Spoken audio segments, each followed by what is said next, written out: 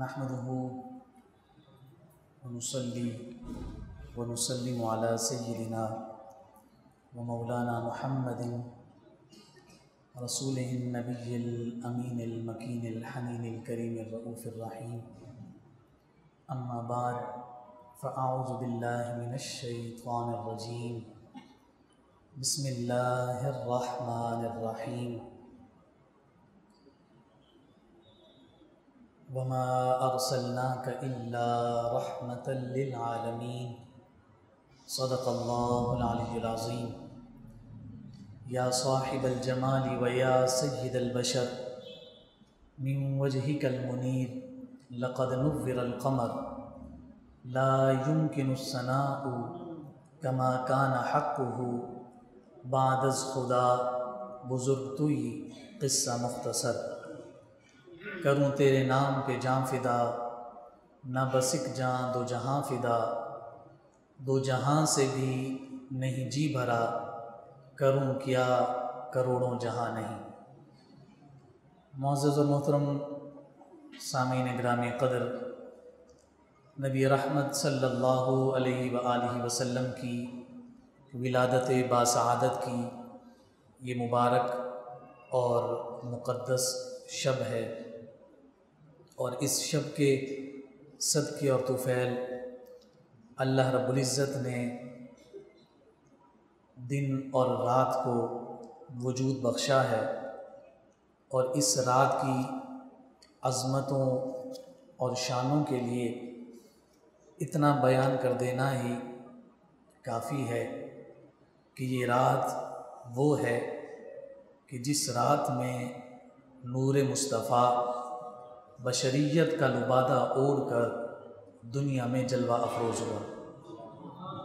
अगर आप मेरी बात समझे हैं तो फिर मेरा ये हक़ बनता है कि आपसे कहूँ कि आप कहिए सुभान अल्लाह। उस्ताद हाफिज़ अब्दुल सत्तार साहब फरमाया करते हैं कि सुभान अल्लाह के लिए दो चीज़ों का होना ज़रूरी है।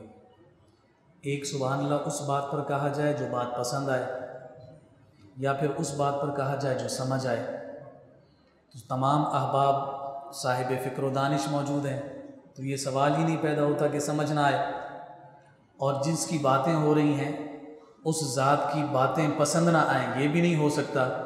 इसलिए जब कभी आपको जो बात समझ भी आएगी, पसंद भी आएगी, मेरे कहे बग़ैर आप बावाज़ बुलंद कहेंगे सुभान अल्लाह।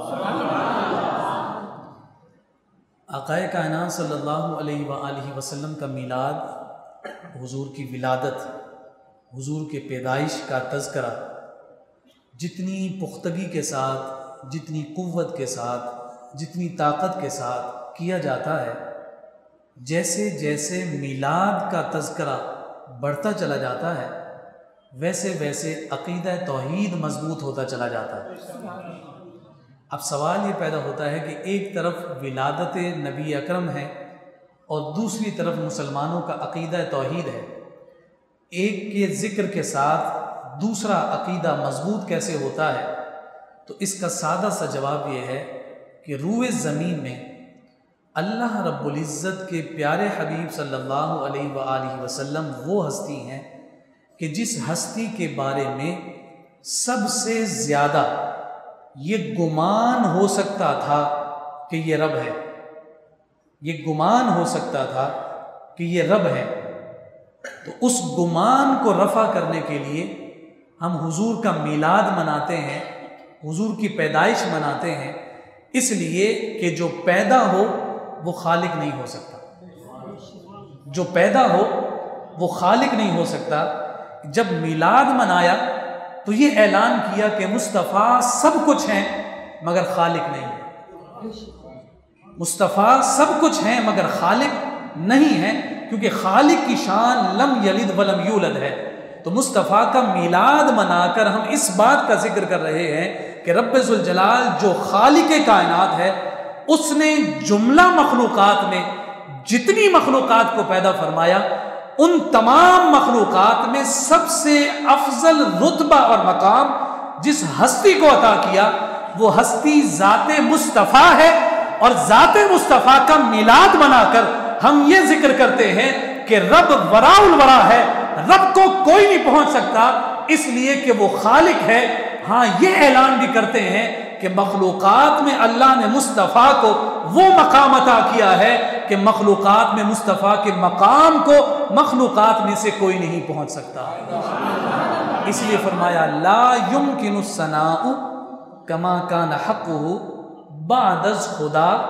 बुजुर्ग तुई किस्सा मुख्तसर, अल्लाह के बाद सबसे बुजुर्ग, मुकर्रम, मुअज़्ज़म, बरगुज़ीदा हस्ती अगर कोई है तो उसका नाम मुहम्मद सल्लल्लाहु अलैहि वसल्लम है। नाम मुहम्मद इतना शानदार और अजीम नाम है, उनका नाम लबों पर आए, उनका नाम लबों पर आए, मीठा मीठा मुंह हो जाए, उनके बोल बहारों जैसे और असहाब सितारों जैसे। आक़ाए कायनात सल्लल्लाहु अलैहि वसल्लम की जब विलादत हुई तो आपकी इस विलादत की खबर जब जनाब अब्दुल मुत्तलिब को पहुंची और जनाब अब्दुल मुत्तलिब को ये पहुंचा पैगाम कि आपके बेटे जनाब अब्दुल्लाह के घर शहजादे की विलादत हुई है, आप खुशी खुशी जनाब सैयदा आमना के पास तशरीफ़ लाए। उस वक्त तक हुजूर को देखा नहीं। सैयदा आमना को जब मुबारकबाद दी तो सैयदा आमना ने जवाब में कहा कि अल्लाह रब्बुल इज़्ज़त ने आपको अजीबो गरीब बेटा अता फरमाया। जब ये कलिमात कहे तो जनाब अब्दुल मुत्तलिब एक लम्हे के लिए सहम गए, ठहर गए, रुक गए कि इन जुमलों से कहीं ये मुराद तो नहीं कि मुआज़ल्लाह मेरी बेटी, मेरी बहू आमना के घर में कम आज़ा के साथ कोई बच्चा पैदा हो गया है। तो जब ये सवाल उठाया तो सैयदा आमना ने फरमाया कि नहीं, मेरी मुराद इससे ये नहीं है, बल्कि मैं तो ये बताना चाहती हूँ कि जो है ना जनाब अब्दुल मुत्तलिब, मैं आपको इस बात की खबर देना चाहती हूँ कि अजीब व गरीब इस एतबार से है कि जब ये मेरा बेटा मोहम्मद दुनिया में आया है तो मेरे जिस्म से ऐसा नूर निकला है, ऐसा नूर मैंने कभी नहीं देखा। उस नूर की बरकत थी, सारे पर्दे हट गए, मैंने शाम के महल्लात को देख लिया।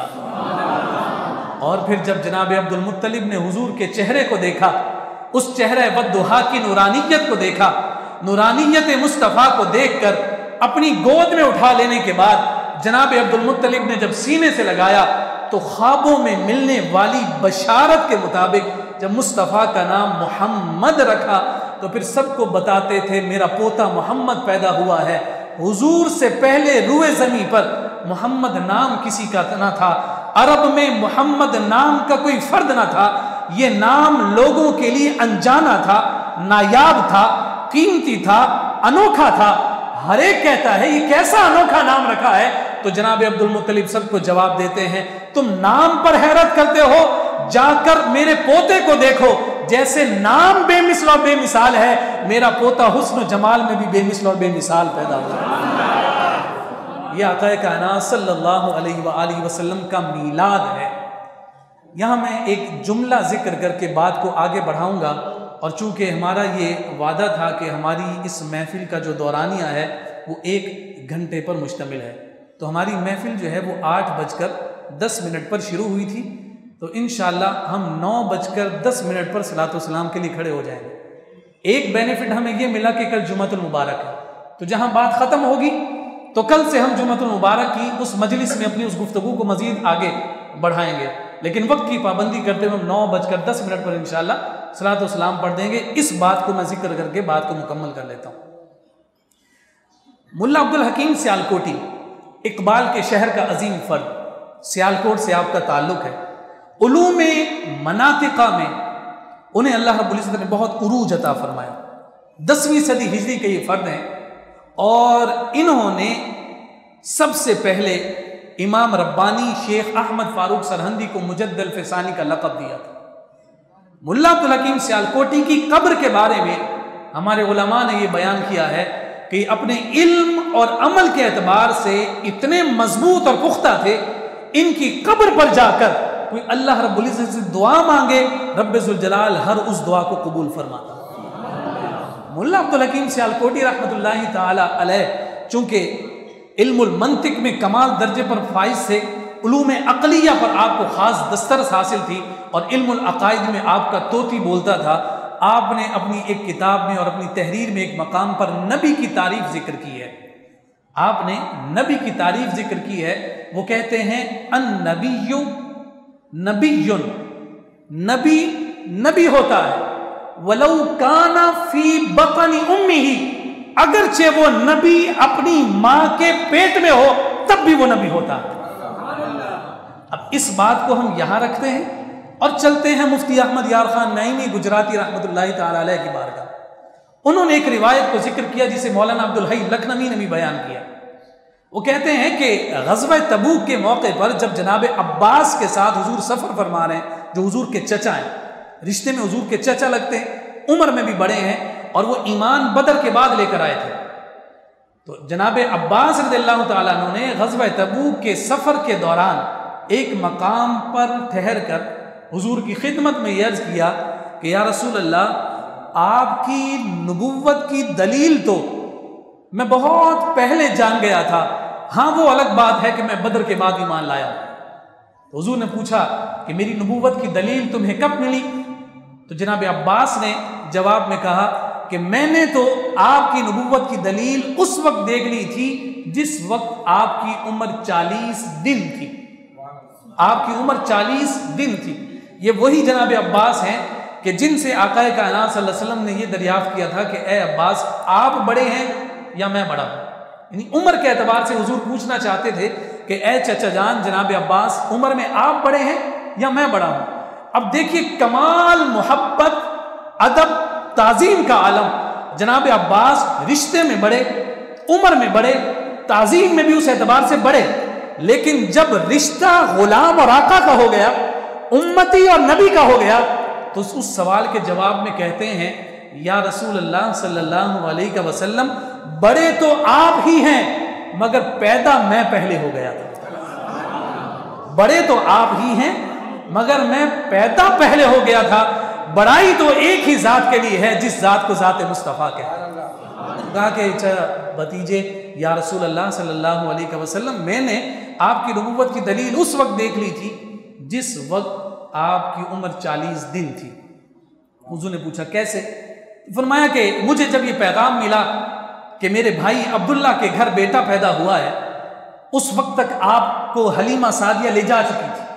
हलीमा सादिया वो है जिस ऊँटनी पर आई थी तो रस्ते वाले, साथ आने वाले कोसते थे कि कोई सवारी तो ढंग की ले आती, तेरी वजह से हमें सफ़र रोक कर तेरा इंतज़ार करना पड़ता, इतनी देर के बाद तू पहुँचती है।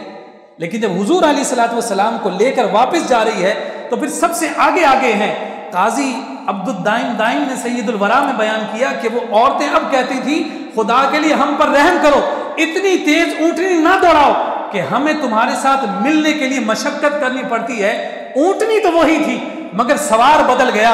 जो ऊँटनी लागर थी, जब उस पर सवार मुस्तफ़ा हो गया, अल्लाह रब्बुल इज़्ज़त ने उस ऊँटनी को भी ताकत और कुव्वत अता फरमाई। तो सईदा हलीमा सादिया जब हुजूर को लेकर वहाँ चली गई बनी साद कबीले में, ये तफसील है कि बनी साद कबीले क्यों गए, हुजूर अलैहिस्सलाम की परवरिश वहाँ क्यों हुई, इसकी तफसील उलमा ने जिक्र की है।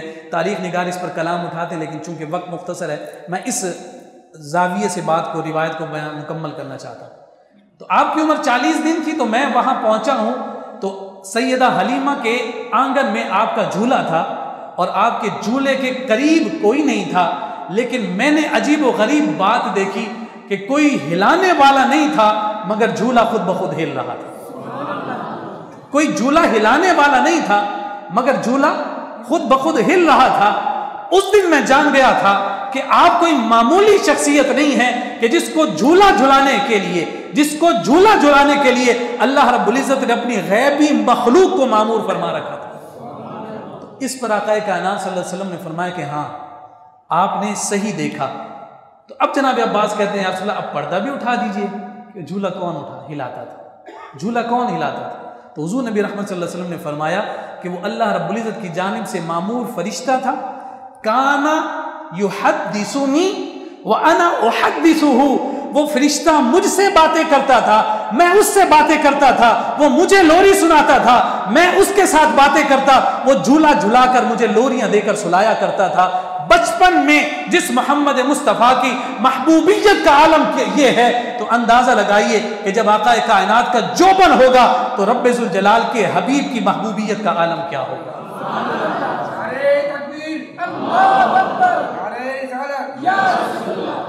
यहां से आगे बात वो जो मुफ्ती अहमद यार खान नईमी रहमतुल्लाहि तआला अलैह ने और मौलाना अब्दुल हई लखनवी ने बयान किया। वो कहते हैं कि अब आका कायनात सल्लल्लाहु अलैहि वसल्लम ने फरमाया कि चाचा जान, ये चीज़ तो वो थी जो आपने देख ली, ये चीज़ तो वो थी जो आपने देख ली, मैं इससे भी आगे की बात बताता हूँ, मैं इससे भी आगे की बात बताता हूँ। तो उन्होंने कहा या रसूलल्लाह ज़रूर इरशाद फरमाइए कि इससे आगे की बात क्या है। फरमाया कुछ बातें ऐसी भी हैं जो किसी को नज़र नहीं आई, कुछ बातें ऐसी भी हैं जो किसी को नज़र नहीं आई। फरमाते हैं कि ये तो हलीमा के आंगन में झूले में सोने वाले मोहम्मद की कैफियत है। आका कायनात सल्लल्लाहु अलैहि वसल्लम फरमाते हैं कि जब मैं अपनी वालिदा सैयदा आमना के बतन मुबारक में था, तो फरमाते हैं कि पहला आसमान, दूसरा, तीसरा, चौथा, पांचवा, सातवां, उसके बाद अर्श, उसके बाद लौहे महफूज। फरमाया जब रब्बे जुल जलाल लौहे महफूज पर अपने नूरानी कलम से तकदीर तहरीर फरमाता था, तो उस नूरानी कलम के चलने से जो आवाज पैदा होती थी, मैं अपनी मां के पेट में उस आवाज को सुनता भी था, जो लिखा जाता था उसे पढ़ता भी था, उसे समझता भी था।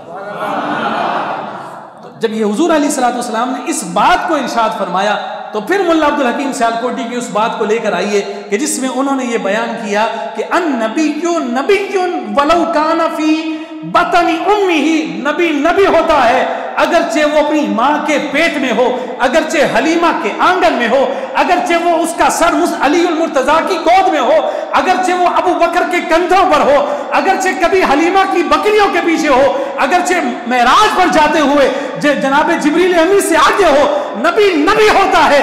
चाहे वो कब्र में चला जाए, उसके अनवार व तजल्लियात, उसकी अज़मतें, उसकी शानें, उसकी रिफतें, उसके इख्तियारात उसी तरह जारी और सारी रहते हैं। इसलिए कि जिसे अल्लाह रब्बुल इज़्ज़त नबी बना देता है, फिर वो नबूवत का उसका नूर कभी उससे मुनक़ते नहीं होता। दुनिया खत्म हो सकती है, लेकिन नबूवत का जो नूर है, जो नूर मुस्तफ़ा है, वो कल भी चमक रहा था, आज भी चमक रहा है, क़यामत तक इसी तरह चमकता रहेगा।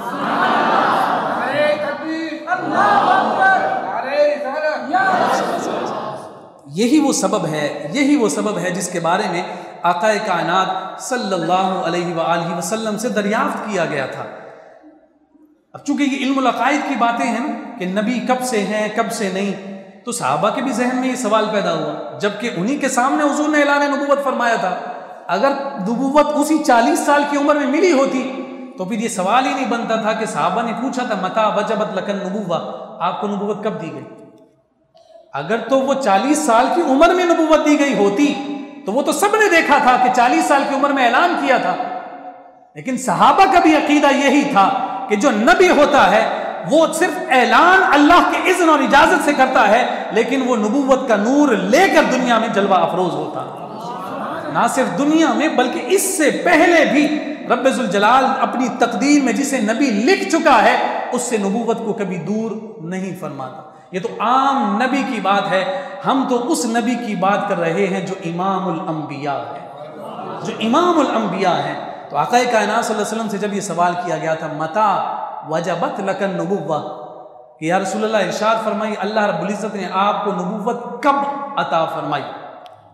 सवाल यूं है कब के साथ, मता कब, जब कभी कब का माना लिया जाता है और मता का लफ्ज़ जिक्र किया जाए तो उसके जवाब में फिर पॉइंट ऑफ टाइम बताना होता है, यानी जो काम जिसके बारे में पूछा गया उस वक्त के बारे में बताया जाए कि ये वक्त, इस वक्त ये काम हुआ।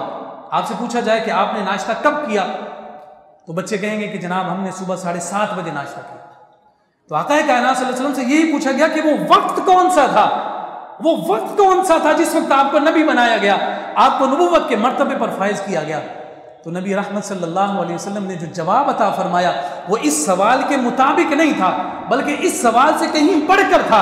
हुजूर अलैहिस्सलाम ने फरमाया कुन्तु नबिय्यन व आदमु बैनल माई व तीन, तुम पूछते हो कि मुझे नबूवत कब दी गई, ये तो मैं नहीं बता सकता, इसलिए कि कब के लिए वक्त वक्त की जरूरत हुआ करती है।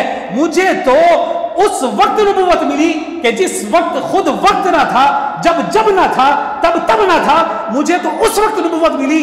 या रसूलल्लाह, फिर हम कैसे पहचाने? हाँ, तुम्हें एक वाकया बयान कर देता हूं। वाकया वो है कि जिस वक्त एक तरफ मट्टी थी, दूसरी तरफ पानी था, और इन दोनों के खमीर से रब्बुल जलाल अबुल बशर जनाब आदम को पैदा करना चाहता था। बशरियत की इब्तदा हो रही थी। फरमाया वो तुम्हें समझ आ सकती है, बस उस वाक़े का इशारा कर देता हूं जिस वक्त आदम मट्टी और पानी के दरमियान थे, मैं उस वक्त भी नबी था।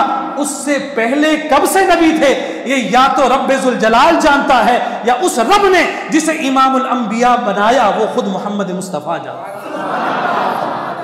अल्लाह रब्बुल इज़्ज़त हम सबको आक़ाए कायनात सल्लल्लाहु अलैहि वसल्लम की हकीकत को समझने की तौफ़ीक़ात अता फरमाए।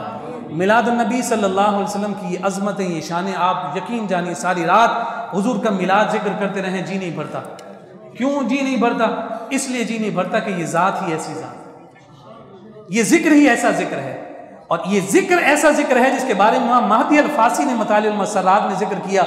अगर साहिब ईमान को अपने दिल में मौजूद ईमान की कैफियत को जांचना हो तो उसे चाहिए कि ज़िक्र मुस्तफ़ा करे। अगर मुस्तफ़ा के ज़िक्र से जिसके सीने में धड़कने वाले दिल में ठंडक ना महसूस हो तो उसे जान लेना चाहिए कि उसके सीने में धड़कने वाला दिल किसी मोमिन का दिल ही नहीं हो सकता। तो ये जो हमें करार मिल रहा है, ये जो हमें सुकून मिल रहा है, ये जो हमें मुस्तफ़ा के ज़िक्र से लज्जत और कैफियत मिल रही है, ये इस बात का ऐलान कर रही है, या रसूल अल्लाह, ये आप ही के कदमों की सदक़े और आपके कदमों की ये खैरात है कि अल्लाह ने हमें आपके ज़िक्र से अपने क़ल्ब व ज़हन को नूर अता करने वालों में पैदा